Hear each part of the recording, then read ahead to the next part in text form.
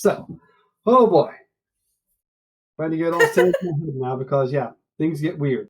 One other relevant point to bring up that I passed over before, Steve Gerber was friends with Jack Kirby. He and Jack Kirby worked together on at Ruby Spears doing animation in the late 70s and early 80s, and they created Thunder the Barbarian together with Alex Toth.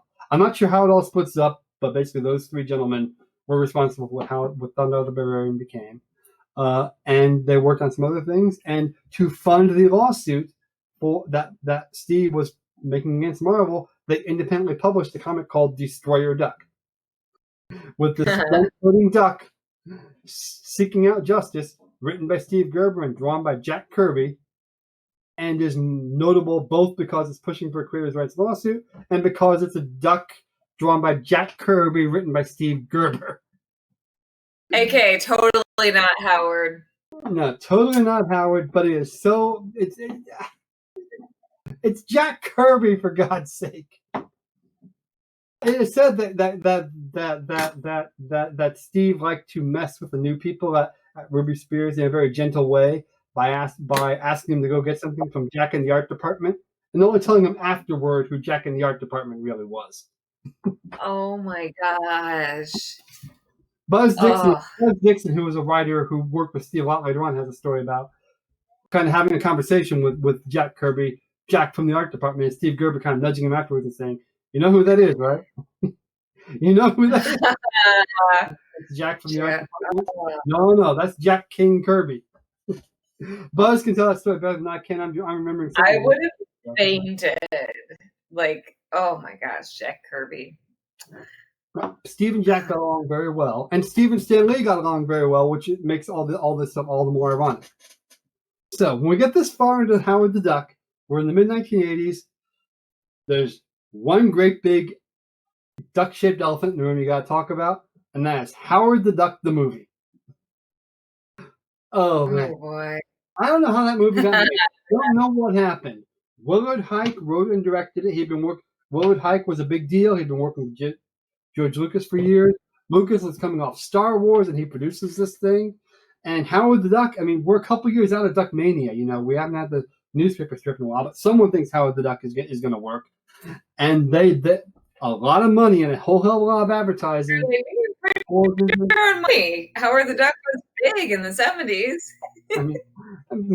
I mean, Lucas and Spielberg and some of the people, well, actually, Spielberg and some of the people involved in this made E.T. work, so maybe they thought they could make Howard the Duck work. To be fair, Howard the Duck is actually not a bad movie. Gerber hated it so much, and I don't blame him. It takes the basic idea of Howard and waters it down a lot. Other dimension, falls on Earth, becomes a rock star, etc., etc. Leah Thompson is in it, and that's one of the things people remember because Leah Thompson, post Back to the Future, is in the freaking Howard the Duck movie. It is its own weird thing. I love her. And it is highly. We'll get back to that too because there's a coda on that I can't believe happened, and I'm the one talking about Steve Gerber's life here. The movie is highly anticipated, lots of advertising, bombs like nothing ever seen before. It is not actually the biggest Hollywood bomb in history, but to hear people talk, you might think it was, if only because such high expectations and it flops hard on its face. That's part of the reason Willard Huyck never really does, I hope I'm pronouncing his name right, Huyck, Willard Huyck, never really recovers in Hollywood again.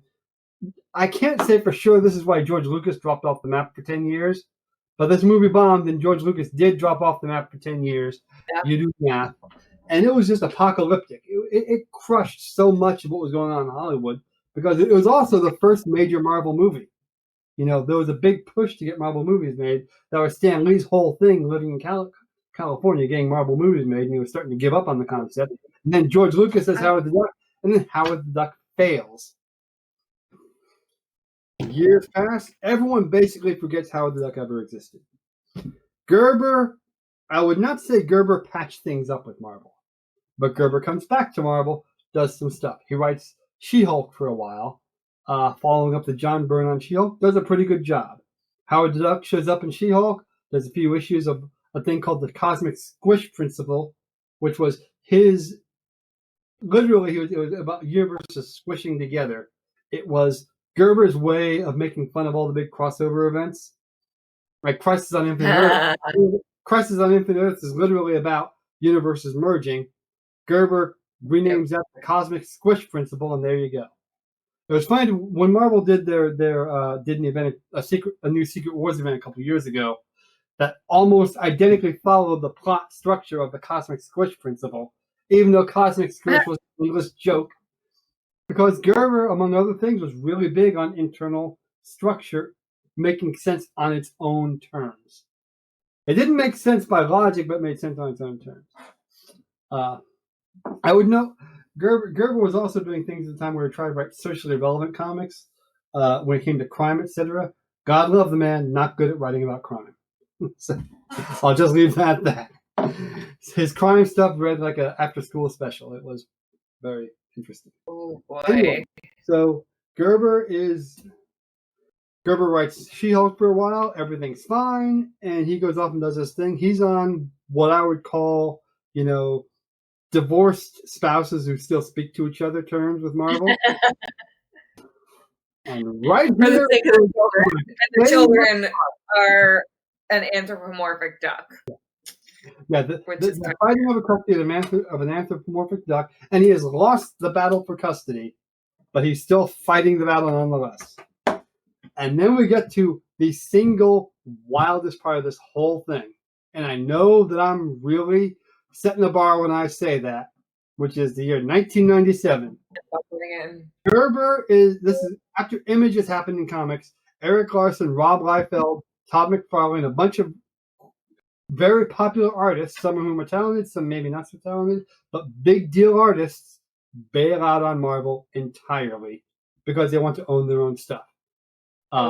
Whatever you think of Rob Liefeld, the man did create Deadpool and create Cable, and going out and founding Image was a landmark event in Marvel in comic book history.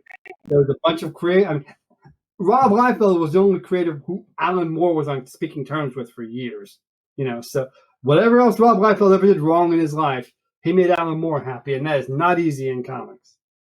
Anyway, Gerber is super impressed with the Image guys. He just thinks they're the best thing ever, and he strikes up friendships with them, particularly Eric Larson, who heads up the Savage Dragon and was a previous Spider-Man artist who was really good and is still writing Savage Dragon to this day in one of the longest unbroken runs of any creator on any book ever.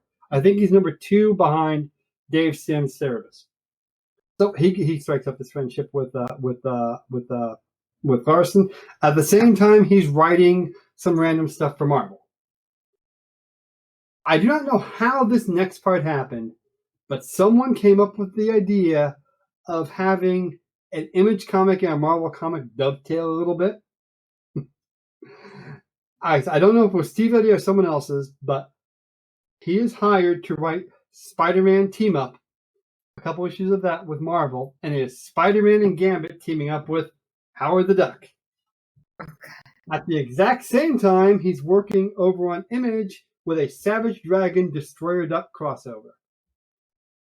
I'm going to emphasize the next several points I'm getting almost exclusively from Steve Gerber's perspective because he wrote and talked about this a lot. And Tom Brevoort does not come off well in this. And I don't know if that's actually fair to Tom Brevoort, but a lot of things happened with Tom Brevoort in that era, who was an editor at Marvel at the time.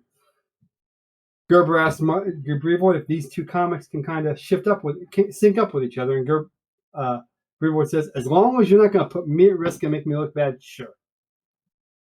Gerber says, no problem. He asks for one thing. He says, don't make this a thing. Don't make it an event. Just let it happen.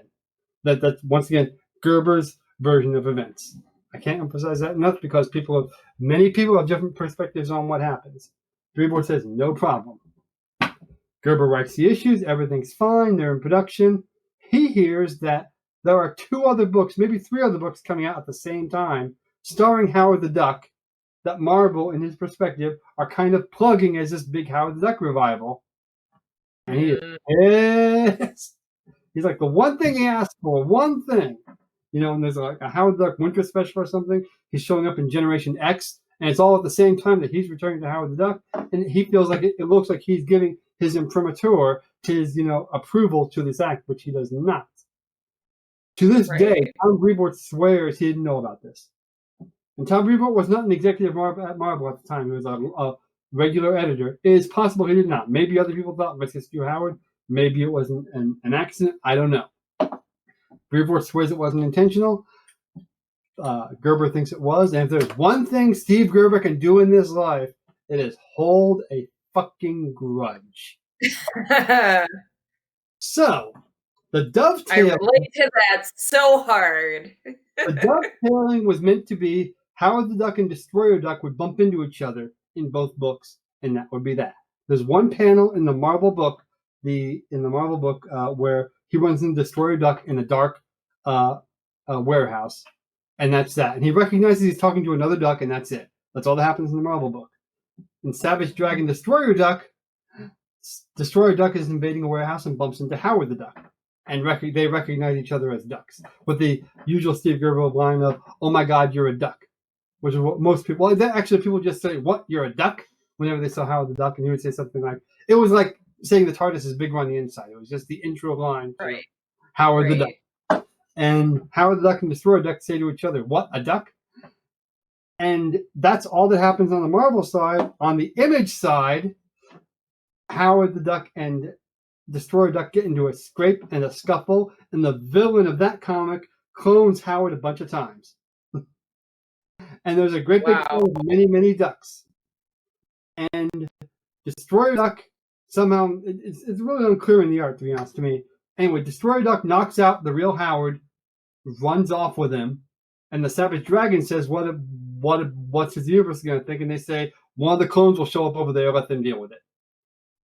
And at the end of that comic, Howard the Duck goes into witness protection program, paints his feathers green, renames himself Leonard the Duck, and moves to Buffalo, New York. And as far as anyone in the world should be concerned, Steve Gerber says Howard the Duck bailed on the Marvel Universe and moved to Buffalo and became Leonard the Duck. Wow. And so then it's the clone showing up. Say what? Yeah. So it's the clone showing up in those books. Clone showing up, and boy, damn. Brevoort was so pissed, and he was very publicly pissed about it. He said, "I can't." He said things to the effect of, "Gerber gave me his word he wouldn't screw me on this, and he screwed me really hard." Once again, Gerber thought he was being screwed. So who knows what happened? But I tend to be a partisan in favor of Steve Gerber, so I feel like go Steve. And that's fun. Well, thank you for being on the show. It's a lot of fun. Well, it has absolutely been my privilege and my pleasure, Kelly. Thank you for having me.